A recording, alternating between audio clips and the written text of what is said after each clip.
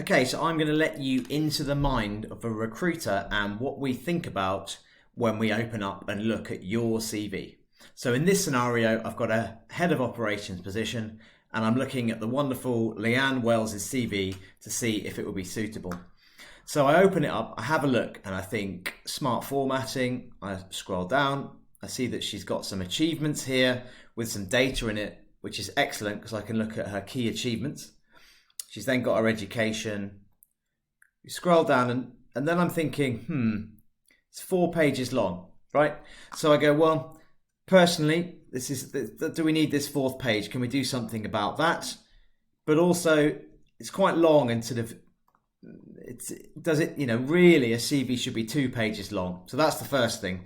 Then I'm thinking, what does this person want? So let's have a read. Currently seeking a new challenge. So I know that she is in operations because we've got here administration, business operations roles. So that makes sense, but there's no clear what kind of new challenge she wants, what size of industry, what size of business that she wants. So that's the next thing.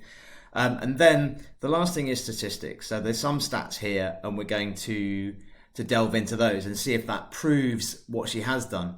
But the first thing you can do in terms of the layout, so if you make this narrow, so already that jumps everything up. And for me, that looks quite professional. Next thing is, so we've got Leanne Wells here. We know what her name is because it's at the top. So Leanne Wells, we can get rid of that.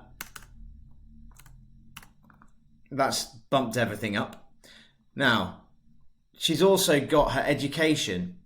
In these achievements, she's got helping 10 scale up businesses, building brands. And then she goes into her education before employment history. Now, unless you're a graduate and the education was the last thing you did, you don't need that up here. So let's move it because her employment history is much stronger than her education. So let's move that down to above hobbies and interests. Just quickly while I'm here, you've got lots of very short bullet points here and you think, well, let's make that into 2 columns. There's some other things you can do. So let's have a look. So responsibilities, does that really need to be there? It's clear what your responsibilities are. So those have come out. Delete those on every single one of them. So already you've got down to 2.5 pages. Now, if I spend a bit of time, I could put all of these onto 1 line because it's not adding any value being on 2. And there you go. You might say that's a little bit busy, but that has given us more space again. Does that need to be a bullet point? There's only 1 of them. And suddenly you're getting to the stage where if I carried on tinkering with this, I could get it down to 2 pages, which is much, much better than 4. So that's the first thing, is the formatting. And remember, this is representing you, so you've got to make it professional. The second thing is, I've discussed about what she wants. I'd want to see, looking for a fast-growing, scaling up business, because she's applying to one. So say the role we have is between 50 and 200 people. I want to see that. I want to see some specifics. And you can change that every single time when you're applying to a role. So that's worth thinking about.